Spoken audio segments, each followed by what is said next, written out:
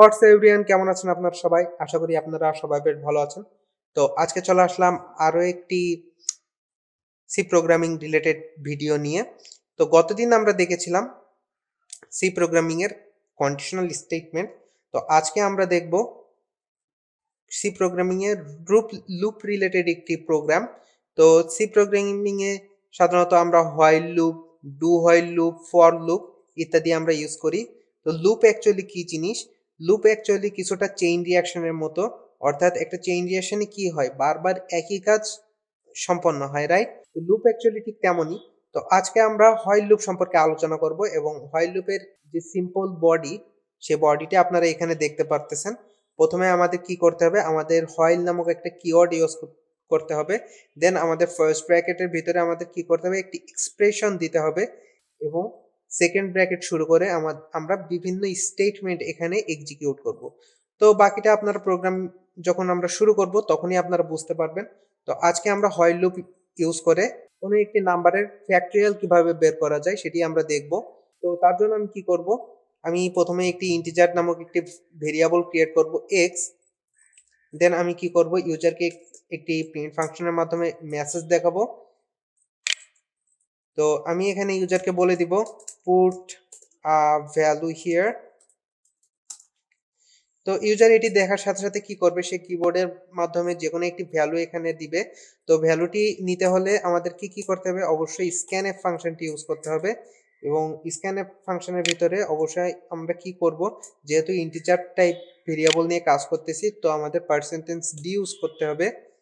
দেন আমরা কার ভিতরে এই ভ্যালুটি স্টোর করতে যাচ্ছি, আমরা এক্স এর ভিতরে ভ্যালুটি স্টোর করতে যাচ্ছি। ওকে, তো এখন আমরা কি করব, এখন আমি ইন্টিজার টাইপের আরো দুইটি ভেরিয়েবল ক্রিয়েট করব। সাপোজ আমি একটি ভেরিয়েবল নিলাম এফ আর একটি নিব আই, এবং এই দুইটির মান, এফ এর মান এবং আই এর মান, দুইটার মানই কি 1 হোয়াটএভার। তো আমরা চলে যাব হোয়াইল লুপে। তো এখানে আমাদের কি করতে হবে, একটি এক্সপ্রেশন দিতে হবে, অর্থাৎ এখানে একটি কন্ডিশন আমরা দিব। তো আমি এখানে সাপোজ একটি কন্ডিশন দিলাম, আই এর মান যদি এক্স এর থেকে ছোট বা এক্স এর সমান সমান হয় তাহলে কি করবে, তাহলে হোয়াইল লুপের যে বডি, সেই বডির ভিতরে ঢুকবে। দেন কি হবে, দেন আমাদের ফ্যাক্টরিয়ালের যে প্রসেস, সেই প্রসেসটি স্টার্ট হবে। অর্থাৎ ইউজার যদি এখানে 4 প্রেস করে তাহলে কি হবে, প্রথমে 1 এর সাথে কি ঘটবে, 1 এর সাথে 2 গুণ হবে, দেন 2 এর সাথে 3 গুণ হবে, দেন অ্যাট লাস্ট তার সাথে 4 গুণ হয়ে যাবে, রাইট? তো এটি অ্যাকচুয়ালি ফ্যাক্টরিয়ালের প্রসেস। তো আমি কি করব, এখানে আমি দেব F equals F into I. তো এখানে অ্যাকচুয়ালি কি হচ্ছে, এখানে অ্যাকচুয়ালি এফ এর মান কত, 1। সো এখানে প্রথমে কি হবে, প্রথমে 1 এর সাথে, আর যেহেতু আই এর মানও 1, তো 1 এর সাথে কি হবে, 1 গুণ হয়ে যাবে।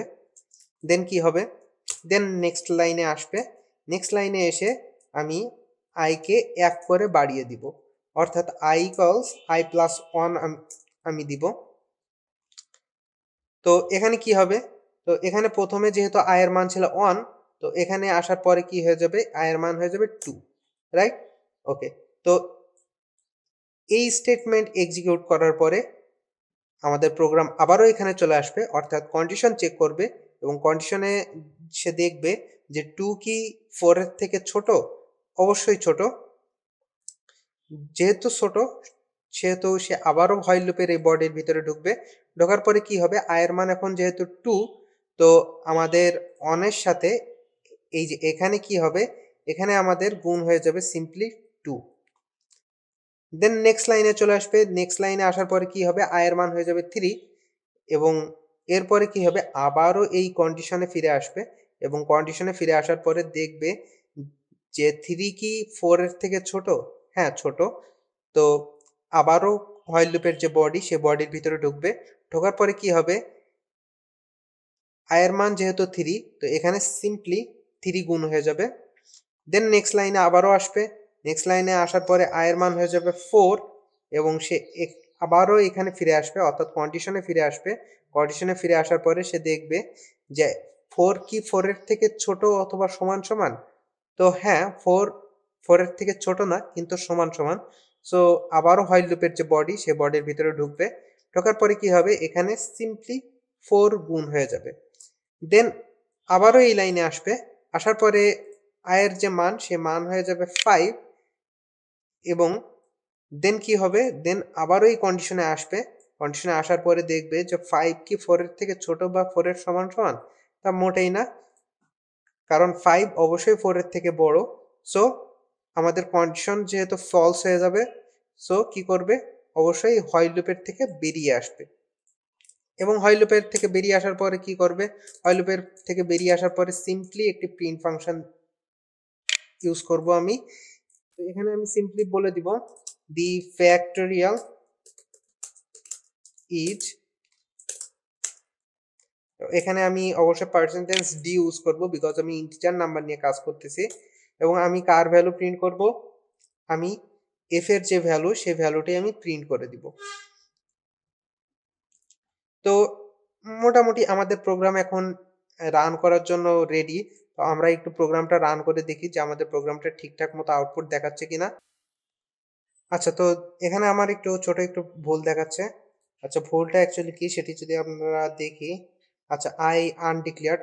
আচ্ছা, তো আমার এখানে একটু ভুল হয়েছে, তার জন্য অবশ্যই সরি। তো আমি এখানে কি করব, আমি আইটাকে এইখানে ডিক্লেয়ার করব এবং আয়ের মান দিব কত, 1। এবং আমরা এখন দেখব যে আমাদের প্রোগ্রামটা ঠিকঠাক মতো রান করে কিনা। এবং আমি এখানে একটি ভ্যালু দিব, একটু ছোট ভ্যালুই দিব, সাপোজ আমি 4 দিলাম। এবং দেখতে পাচ্ছেন আমাদের ফ্যাক্টরিয়ালটি পারফেক্টলি দেখাচ্ছে, দ্য ফ্যাক্টরিয়াল ইজ 24। সো আমাদের প্রোগ্রামটি পারফেক্টলি কাজ করতেছে আই থিঙ্ক। তো আমি এখানে সাপোজ আর একটু বড় সংখ্যা দিই, সাপোজ এখানে 6 দিই এবং 6 এর ভ্যালু দেখানোর কথা 720। এবং দেখতে পাচ্ছেন আমাদের ফ্যাক্টরিয়ালটি পারফেক্টলি কাজ করতেছে। এবং এখানে যদি আমি 7 দিই, তাহলে আমাদের 5040 দেখানোর কথা। এবং দেখতে পাচ্ছেন আমাদের প্রোগ্রামটি পারফেক্টলি কাজ করতেছে। সো এই ছিল অ্যাকচুয়ালি হোয়াইল লুপ ইউজ করে কিভাবে আমরা ফ্যাক্টরিয়াল বের করতে পারি।